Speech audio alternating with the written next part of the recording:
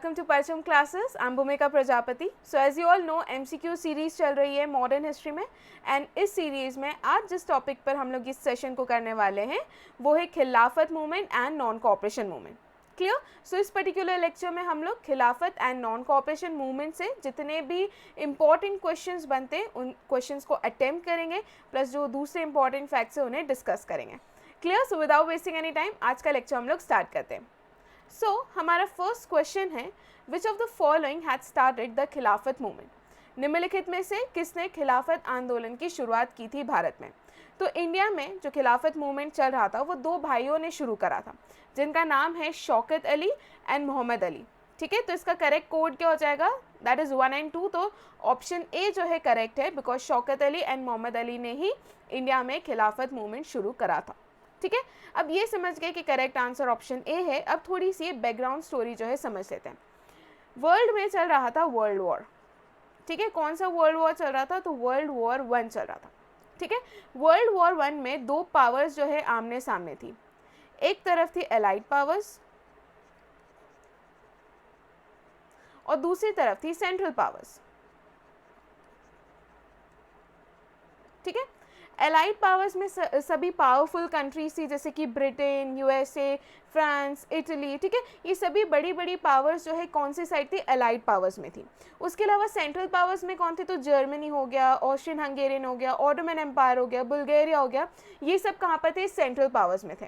तो ये जो वर्ल्ड वॉर 1 है इसमें कौन जीत जाता है? तो इसमें सेंट्रल पावर्स जो है ये लोग जीत जाते हैं. सॉरी, एलाइड पावर्स जो है वो लोग जीत जाते हैं एंड जो सेंट्रल पावर थी वो हार जाती है. अब एज यू ऑल नो कि जो हारता है उसके साथ सीरीज ऑफ, ठीक है, पीस ट्रीटी जो है साइन की जाती है.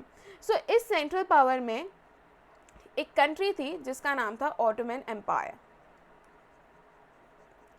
ठीक है, ये ऑटोमन एम्पायर जो है वो भी सेंट्रल पावर में था, तो ऑब्वियसली ऑटोमन एम्पायर भी हार गया होगा. तो यहाँ पर एलाइड पावर्स ने ऑटोमन एम्पायर के साथ ऑब्वियसली एक पीस ट्रीटी साइन करी होगी. तो यहाँ पर जिस ट्रीटी को साइन किया गया था वो था ट्रीटी ऑफ सेवरेज. इस ट्रीटी में ये कहा गया था कि ऑटोमन एम्पायर एक टर्किश ट्राइब ने मिलकर इस्टेब्लिश करा था. तो इस ट्रीटी में ये कहा गया था कि ऑटोमन एम्पायर में टर्किश टेरिटरीज भी थी, नॉन टर्किश टेरिटरीज भी थी. तो ट्रीटी के थ्रू ये कहा गया था कि ऑटोमन एम्पायर में जितनी भी नॉन टर्किश टेरिटरीज है वो सब पे कंट्रोल किसका आ जाएगा? एलाइड पावर्स का आ जाएगा. ठीक है, अब ऑटोमन एम्पायर के जो हेड हुआ करते थे, ठीक है, जिनको कहा जाता था खलीफा. ये खलीफा जो है इन्हें पूरे वर्ल्ड के जो मुस्लिम्स थे वो इनको अपना स्पिरिचुअल लीडर मानते थे. ठीक है, पूरे वर्ल्ड के मुस्लिम्स खलीफा को अपना क्या मानते थे? स्पिरिचुअल लीडर मानते थे. अब हुआ यूँ कि ट्रीटी ऑफ सेवरेज के थ्रू जो नॉन टर्किश टेरिटरीज थी जो कि एलाइड पावर्स के पास चले जाने वाली थी, वहाँ पर बहुत सारे इस्लामिक होली प्लेसेस थी. राइट, बहुत सारी इस्लामिक होली प्लेसेस थी. तो अगर वो non Turkish territories allied power के पास चले जाती तो इन होली प्लेसेस पर से खलीफा का कंट्रोल क्या होता? हाथ से चले जाता. इस चीज़ के अगेंस्ट, इस चीज़ का गुस्सा वो है पूरे वर्ल्ड के मुस्लिम को था कि आप जो है टेरिटरीज ले लो भले, बट ये जो इस्लामिक होली प्लेसेस है वहाँ पर से खलीफा का कंट्रोल मत हटाइए, वहाँ पर खलीफा का कंट्रोल रहने दीजिए. इनफैक्ट लेटर जो है खलीफा की पोस्ट तक हटा दी गई थी. ठीक है, तो इस तरीके से पूरे वर्ल्ड के मुस्लिम जो है काफ़ी ज़्यादा गुस्से में थे और इसी का रिजल्ट इंडिया में जो इस चीज़ के अगेंस्ट जो रिवोल्ट, जो मूवमेंट शुरू हुआ था वो कौन सा मूवमेंट था? वो था खिलाफत मूवमेंट. ठीक है, तो इस तरीके से खिलाफत मूवमेंट शुरू हुआ एंड देन खिलाफत मूवमेंट को एक अच्छी अपॉर्चुनिटी समझते हुए गांधी जी ने उनका सपोर्ट करा, मुस्लिम्स का सपोर्ट करा एंड बाद में एक मास मूवमेंट लॉन्च करा, that is non cooperation movement. ठीक है, तो आगे हम 1 by 1 चीज़ों को समझते हैं. आई होप ये बैकग्राउंड की स्टोरी आप लोगों को समझ में आ गई होगी. आगे बढ़ते हैं अब हम लोग नेक्स्ट क्वेश्चन की तरफ, that is question number 2. In which year did खिलाफत मूवमेंट स्टार्टेड? तो खिलाफत मूवमेंट कब स्टार्ट हुआ था? तो ये शुरू हुआ था 1919 में. ठीक है, तो ईयर भी आप याद रखना कि कौन से ईयर में इसको शुरू किया गया था. Next question, question number 3. Which of the following were the main objectives of Khilafat movement?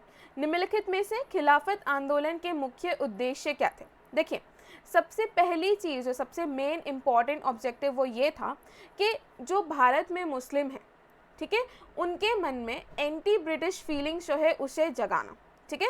To rouse anti British feelings among the Muslim of India, Bharat में मुसलमानों में ब्रिटिश विरोधी जो फीलिंग होती है उसे जगाना, राइट। तो फर्स्ट स्टेटमेंट जो है इसका क्या है, करेक्ट है। ये एक इंपॉर्टेंट ऑब्जेक्टिव था खिलाफत मूवमेंट का, ठीक है।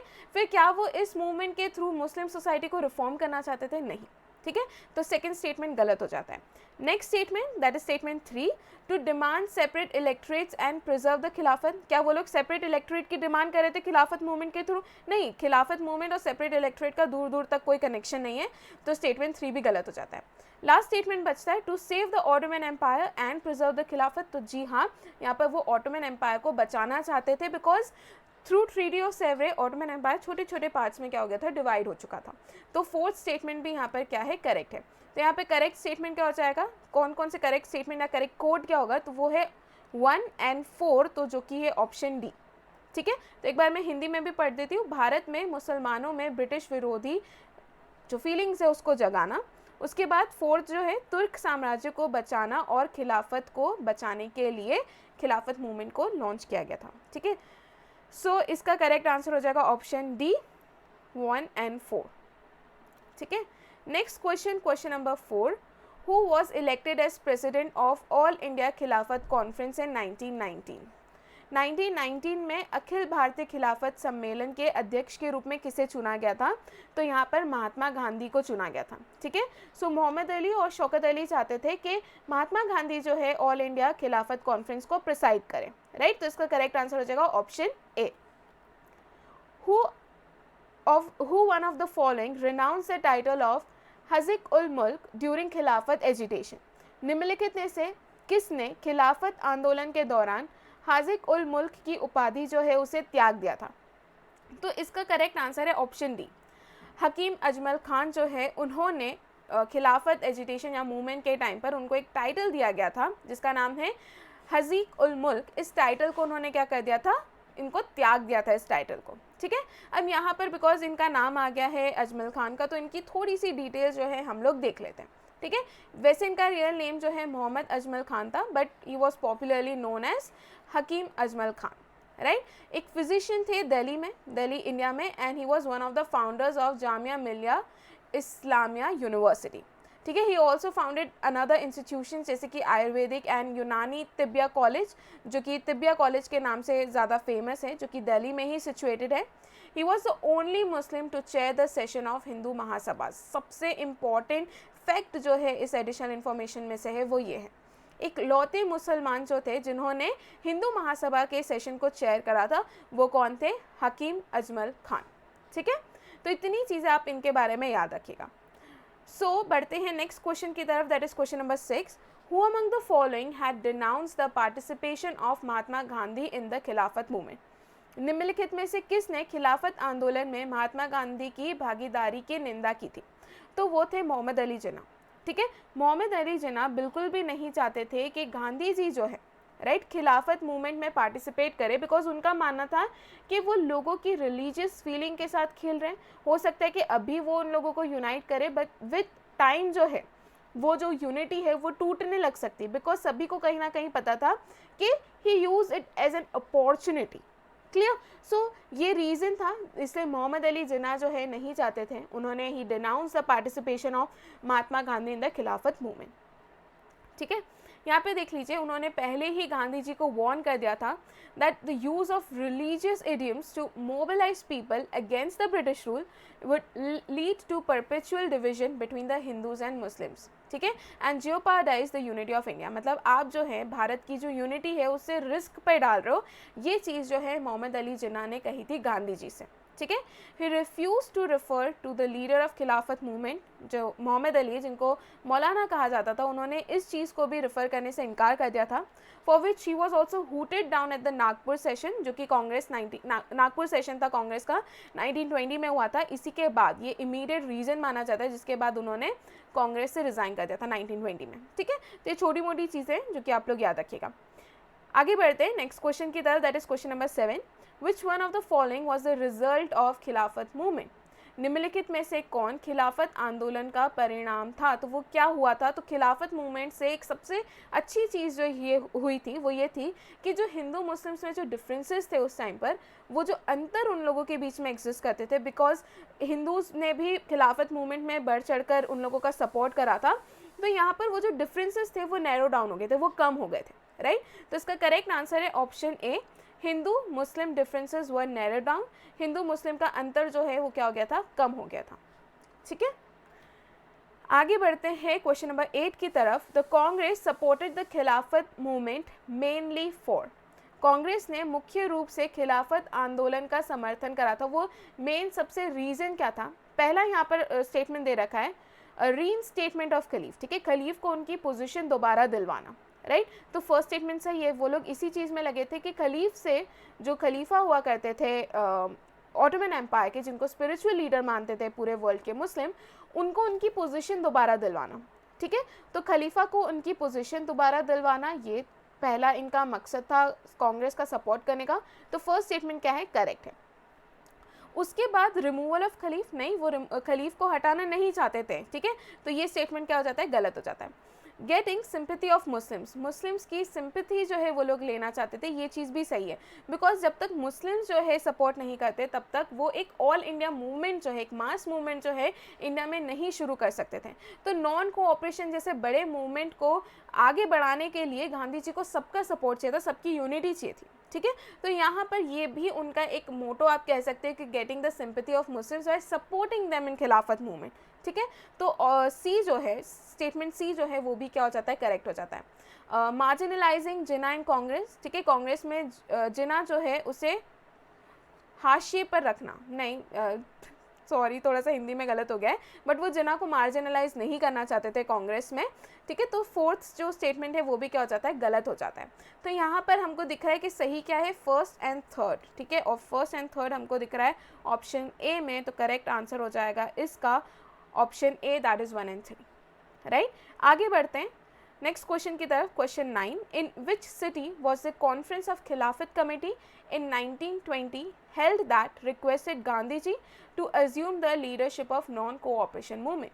1920 में खिलाफत समिति का सम्मेलन किस शहर में आयोजित किया गया था, जहां पर गांधी जी से असहयोग आंदोलन का नेतृत्व संभालने का अनुरोध किया गया था? तो वो सेशन कहां पर हुआ था खिलाफत कमेटी का? तो वो हुआ था इलाहाबाद में। क्लियर? तो इसका करेक्ट आंसर क्या हो जाएगा? Allahabad, that is option C. Next question, question number 10, who among the following had moved the non-cooperation resolution in Nagpur session of Indian National Congress 1920? तो इंडियन नेशनल कांग्रेस का सेशन 1920 का जो कि नागपुर में हुआ था, इस सेशन में नॉन कोऑपरेशन मूवमेंट रेजोल्यूशन जो है किसने मूव करा था, ये पूछा गया है। तो निम्नलिखित में से किसने 1920 में भारतीय राष्ट्रीय कांग्रेस के नागपुर अधिवेशन में असहयोग प्रस्ताव पेश किया था? तो वो थे CR दास। तो ऑप्शन इसका क्या हो जाएगा? Correct answer.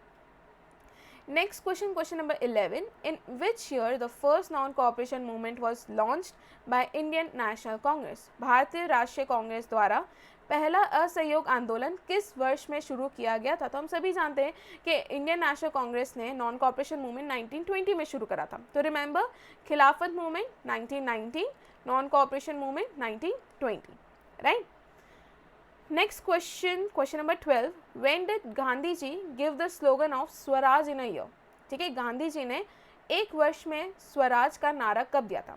सो बेसिकली जब नॉन कोऑपरेशन मूवमेंट चल रहा था तो गांधी जी का ये दावा था कि मैं आप लोगों को एक साल में स्वराज जो है दिलवा दूंगा, ठीक है? बस शर्त ये थी कि लोगों को उनके अकॉर्डिंग चलना था, और उनके अकॉर्डिंग चलने का सबसे मेन जो पॉइंट होता है ना उनका हमेशा, वो ये होता है कि वायलेंस कतई मत करना, ठीक है? तुम अगर वायलेंस पर आ जाओगे तो मैं मूवमेंट विड्रॉ कर दूंगा। यही चीज़ हुई थी नॉन कोऑपरेशन मूवमेंट में, ठीक है? नॉन कोऑपरेशन मूवमेंट काफ़ी ज़्यादा पीक पर था। Gandhi ji was about to launch civil disobedience movement, but तभी जो है एक इंसिडेंट हो जाता है गोरखपुर में, that is Chauri Chaura incident, जिस कारण से गांधी जी जो है काफ़ी ज़्यादा निराश होते हैं और उन्होंने डिसाइड कर दिया कि वो नॉन कोऑपरेशन मूवमेंट को विड्रॉ कर देंगे, ठीक है? बट क्वेश्चन यहाँ ये पूछा गया है कि स्वराज इन अ ईयर का नारा कौन से मूवमेंट के दौरान दिया था? तो it was non cooperation movement, ठीक है? So Mahatma Gandhi launch the non cooperation movement on 5 September 1920, with the aim of self-governance and obtaining full independence. During the non-cooperation movement, Mahatma Gandhi gave the slogan of Swaraj in 1 year. Right, तो इससे भी question बहुत बार पूछे गए exam में, तो याद रखिएगा. Next question, question number 13, to attain Swaraj in a year was the aim of. ठीक है, उसी को थोड़ा अलग स्टेटमेंट फॉर्म करके दे दिया है. एक वर्ष में स्वराज प्राप्त करना कौन से आंदोलन का उद्देश्य था? तो नॉन कॉपरेशन मूवमेंट. क्लियर, तो इसका करेक्ट आंसर हो जाएगा option D. Next question, question number 9, which one of the following statement is not correct about non cooperation movement. ठीक है, असहयोग आंदोलन के बारे में निम्नलिखित में से कौन सा कथन सही नहीं है? तो पहली चीज, जो पीरियड था नॉन कोऑपरेशन मूवमेंट का वो 1920 से 1922 तक था. ठीक है, तो ये स्टेटमेंट क्या है? करेक्ट है. ठीक है, हमें ढूंढना है वो स्टेटमेंट जो कि करेक्ट नहीं है. राइट, 1920 में ही, फरवरी 1920 में चौरी चौरा इंसिडेंट होता है, जिसके बाद non cooperation movement was withdraw. दूसरा स्टेटमेंट यहाँ पे कहा है attainment of Swaraj within a year was its motto. ठीक है, ये भी सही है, तो ये वाला स्टेटमेंट भी सही है. हमको नॉट करेक्ट स्टेटमेंट ढूंढना है. Then it comprise the programme of boycott. Obviously non cooperation कर रहे हो यार, तुम कोऑपरेट नहीं करोगे तो तुम चीज़ों को बॉयकॉट भी बहुत ज़्यादा करोगे. ठीक है, तो ये वाला स्टेटमेंट भी सही है. तो ऑटोमेटिकली बचता फोर्थ स्टेटमेंट है, जिसमें ये कहा गया है कि Mohammad Ali Jinnah has supported this movement. तो रिमेंबर, फ्रॉम स्टार्टिंग खिलाफत मूवमेंट के शुरू से लेके एंड तक वो सपोर्ट में नहीं थे नॉन कोऑपरेशन मूवमेंट के. ठीक है, जब गांधी जी ने खिलाफत मूवमेंट ज्वाइन करा तो वो उस चीज़ के भी सपोर्ट में नहीं थे. गांधी जी ने जब नॉन कोऑपरेशन मूवमेंट स्टार्ट करा वो उस चीज़ के भी सपोर्ट में नहीं थे. ठीक है, तो इसका करेक्ट आंसर क्या है? ऑप्शन डी, मोहम्मद अली जिन्ना ने इस आंदोलन का समर्थन किया था. ये गलत है, उन्होंने समर्थन नहीं किया था. क्लियर, तो करेक्ट आंसर हो जाएगा option D. Next question, question number 15, consider the following statement. ठीक है, the non cooperation movement led to the, मतलब नॉन कोऑपरेशन मूवमेंट के बाद क्या क्या चीज़ें हुई थी. राइट, सो कांग्रेस जो है becoming a mass movement for the first time. क्या कांग्रेस जो है एक मास मूवमेंट शुरू कर पाई थी for the first time? Right, उसके बाद growth of Hindu Muslim unity, ये भी देखने को मिला था कि growth of Hindu Muslim unity देखने को मिली थी. उसके बाद removal of fear of British might come from the minds of the people. ठीक है, यहाँ पर लोग ये चीज़ समझ गए थे इस मूवमेंट के थ्रू कि लोगों के दिमाग से हम लोग जो ब्रिटिश, जो खुद को सुपीरियर समझते, ठीक है, खुद को इनविंसिबल समझते, वो सोच जो है हम लोगों के दिमाग में से निकाल सकते हैं. तो ये वाला स्टेटमेंट भी सही है. देखिए, फर्स्ट भी सही है. ऑब्वियसली कांग्रेस एक mass movement for the first time launch कर पाई थी जिसमें हिंदू मुस्लिम यूनिटी देखने को मिली थी. इसके बाद नॉन कोऑपरेशन मूवमेंट के through obviously Hindu Muslim unity में ग्रोथ हुआ था. Third, removal of fear of British might come from the minds of the people, ये स्टेटमेंट भी सही है. Then British government's willingness to grant political concession to Indians. ठीक है, ये स्टेटमेंट सही नहीं है. ठीक है, तो यहाँ पर 1, 2 एंड 3 ये तीनों ही स्टेटमेंट जो है क्या है? सही है. तो हमें करेक्ट स्टेटमेंट ढूंढना था. तो 1, 2 एंड 3, तो ऑप्शन बी जो है इसका क्या हो जाएगा? करेक्ट आंसर हो जाएगा. क्लियर, तो करेक्ट आंसर क्या हो गया? Option B. आगे बढ़ते हैं हम लोग क्वेश्चन नंबर 16 की तरफ. The title given by British government to Mahatma Gandhi which he surrender during the non cooperation movement was. British सरकार द्वारा महात्मा गांधी को दी गई उपाधि जिसे उन्होंने असहयोग आंदोलन के दौरान क्या कर दिया था? त्याग दिया था. वो टाइटल क्या था? ये पूछा गया. इंपॉर्टेंट क्वेश्चन है. वो टाइटल था केसर हिंद. ठीक है, सो ब्रिटिश गवर्नमेंट ने महात्मा गांधी को केसर हिंद टाइटल दिया था, but during non cooperation movement Gandhi ji ने इस टाइटल को क्या कर दिया था? सरेंडर कर दिया था या त्याग दिया था. Next question, question number 17, who among the following gave up his legal practice during the non cooperation movement. निम्नलिखित में से किसने असहयोग आंदोलन के दौरान अपना कानूनी अभ्यास जो है उसे क्या कर दिया था? छोड़ दिया था. ठीक है, तो वो कौन थे जिन्होंने अपनी लीगल प्रैक्टिस जो है नॉन कोऑपरेशन मूवमेंट के टाइम पर छोड़ दी थी? देखिए, नॉन कोऑपरेशन मूवमेंट में करने को क्या बोला था गांधी जी ने? पहली सबसे इंपॉर्टेंट चीज़, तुम लोगों को वायलेंस नहीं करना है, चाहे कुछ भी हो जाए. ठीक है, एक गाल पे थप्पड़ मार रहे हैं तो दूसरा गाल दिखाओ, ये गांधी जी का हमेशा कंसेप्ट था. वायलेंस बिल्कुल नहीं. ठीक है, दूसरा उन्होंने कहा कि बच्चे जो है स्कूल और कॉलेजेस जाना छोड़ दें. ठीक है, जो लोग ऑफिसेज में काम करें वो रिज़ाइन कर दें. ठीक है, जो लोग असेंबलीज में हैं, पॉलिटिक्स में हैं, वो लोग उन चीज़ों का या उनसे जो भी चीज़ें करने को कही जा रही है उस चीज़ का अपोज करें. इन शॉर्ट, आप लोगों से जो भी कहा जा रहा है उसको अपोज करो. ठीक है, डू नॉट कोऑपरेट, यही तो होता है नॉन कोऑपरेशन मूवमेंट. तो ये चीज़ इसमें पूछा गया कि अब वो कौन से पर्सन थे जिन्होंने अपनी लीगल प्रैक्टिस जो है वो छोड़ दी थी. तो इसका करेक्ट आंसर है चित्तरंजन दास. CR दास जो है उन्होंने अपनी लीगल प्रैक्टिस को नॉन कोऑपरेशन मूवमेंट के टाइम पर छोड़ दिया था. Next question, question number 18, the Chauri Chaura episode took place on, ठीक है, चौरी चौरा कांड जो है कौन सी डेट को हुआ था, वेरी इंपॉर्टेंट, आप लोगों को डेट के साथ याद रखना है, it is 5 February 1922। So actually क्या था चौरी चौरा इंसिडेंट, अगर मैं बताऊं तो गोरखपुर में एक प्लेस है जहाँ पर लोग ने रैली निकाली थी कुछ लोगों ने, और वो लोग निहत्थे थे, उन लोगों के पास दे वो अनआर्म्ड, किसी भी तरीके का कोई वेपन या हथियार नहीं थे उन लोगों के पास। देन टू वहाँ की जो पुलिस थी उन लोगों ने इन पर अटैक करना शुरू कर दिया, इनको लाठी से मारने लगे इन लोगों को। तो यहाँ पर क्या हुआ, वो लोग भड़क गए, ठीक है। धीरे क्या हुआ, उन्होंने और भी ज़्यादा, उस गांव के लोगों ने और भी ज़्यादा क्राउड को इकट्ठा करा, पुलिस स्टेशन के उधर गए और पूरे पुलिस स्टेशन को क्या कर लिया, एनसर्कल कर लिया, घेरा बना दिया पूरे पुलिस स्टेशन के बाहर। तो वहाँ पर जो ब्रिटिश पुलिस थी वो लोग बाहर आए और वो हवा में फायरिंग करने लगे, ठीक है। तो जिससे क्या थी, वो क्राउड जो है और भी ज़्यादा भड़क गई, ठीक है। तो एक इंसान ने जाकर एक पुलिस को मार दिया और फिर और भी ज़्यादा भड़क गए, और भी ज़्यादा फायरिंग वायरिंग होने लगी, तो लोग और भी ज़्यादा भड़क गए और उन्होंने पुलिस स्टेशन पर जाके आग लगा दी, ठीक है, जिसमें जिंदा लोग लाइक अराउंड 22, ठीक है, जो कि जिंदा लोग थे वो जल गए थे इस इंसिडेंट में।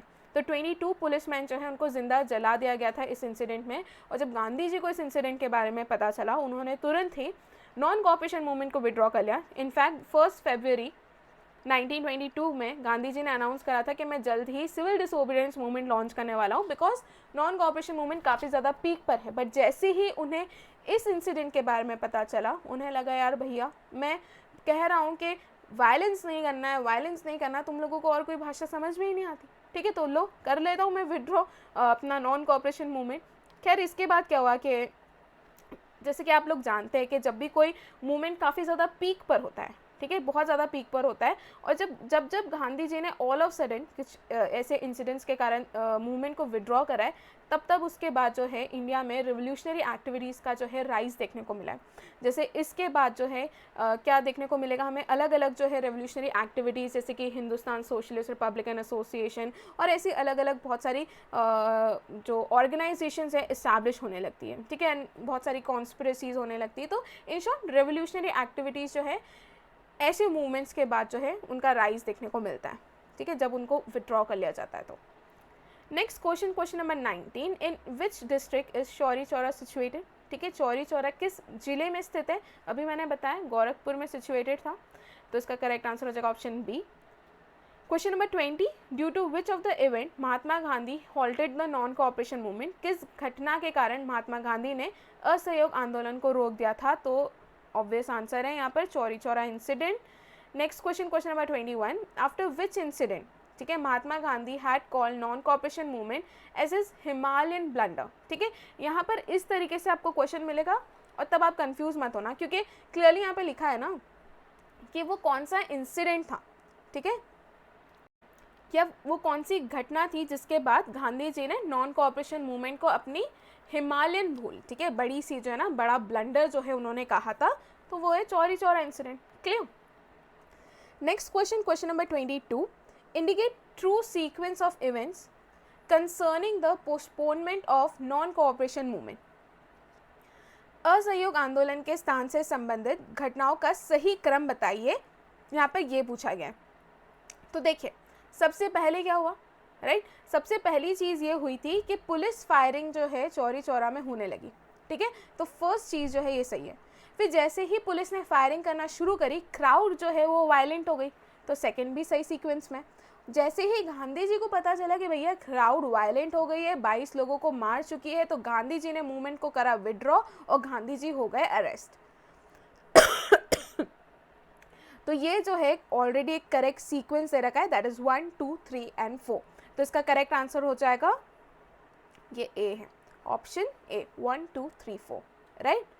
आगे बढ़ते हैं हम लोग नेक्स्ट क्वेश्चन की तरफ, question number 23, during 1923 and 28 the repetition of revolutionary activities in Indian politics was due to, ठीक है, मैंने अभी कहा कि जब किसी बड़े मूवमेंट को विड्रॉ किया गया होगा या कोई मूवमेंट जब पीक पर होगा तो उसे विड्रॉ किया गया होगा, तब भारत में जो रेवोल्यूशनरी एक्टिविटीज़ होती, जो क्रांतिकारी गतिविधियाँ होती, उसका राइज देखने को मिलता है।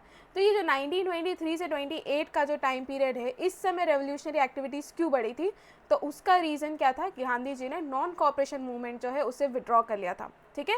सो द विड्रॉवल ऑफ या the postponement of non cooperation movement by Gandhi ji, ठीक है। गांधी जी द्वारा असहयोग आंदोलन को स्थगित करना जो है एक रीजन था क्रांतिकारी गतिविधियों का राइज होने का, राइट। आगे बढ़ते हैं नेक्स्ट क्वेश्चन की तरफ, that is question number 24। The main outcome of 1921-22 non cooperation movement was, ठीक है, 1921-22 के असहयोग आंदोलन का मुख्य परिणाम क्या था, ठीक है। सबसे इम्पॉर्टेंट चीज़ जो इस मूवमेंट में हुई थी वो ये थी कि हिंदू मुस्लिम के यूनिटी में ग्रोथ काफ़ी ज़्यादा देखने को मिला था, ठीक है। तो इसका करेक्ट आंसर हो जाएगा option A, Hindu Muslim unity. Next question, question number 25।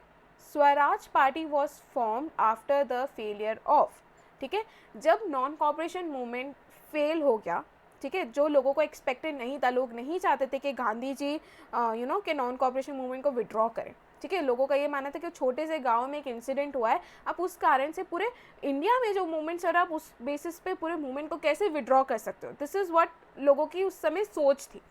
सो उसके बाद जब ये मूवमेंट फेल हो गया, नॉन कॉपरेशन मूवमेंट जब फेल हो गया, उसके बाद एक पार्टी जो है बनी थी, that was Swaraj party, right. ये क्वेश्चन ये पूछा गया है कि स्वराज पार्टी का गठन किसकी विफलता के बाद हुआ था, तो आंसर हो जाएगा नॉन कॉपरेशन मूवमेंट। दूसरी चीज़ यहाँ पे ये बनती है कि इस स्वराज पार्टी को इस्टेब्लिश किसने करा था, तो इसे इस्टेब्लिश करा था चित्तरंजन दास और मोतीलाल नेहरू ने मिलकर, ठीक है। Swaraj party was formed by CR Das and Motilal Nehru. तो स्वराज पार्टी का गठन किसके द्वारा किया गया था, तो इसका करेक्ट आंसर हो जाता है ऑप्शन सी। इसी के साथ खत्म होते हैं हमारे आज के इंपॉर्टेंट क्वेश्चंस, ठीक है। थोड़े से एक दो रिपीट हो गए होंगे, उसके लिए आई एम सॉरी। बाकी क्या होता है कि प्रीवियस ईयर क्वेश्चंस हैं, फिर कुछ क्वेश्चंस बनाए जाते हैं, तो उसमें ये चीज़ हो जाती है। सो इसी के साथ हमारा यहाँ पर सेशन जो है वो कंप्लीट होता है और आ जाता है हमारा क्वेश्चन ऑफ द डे।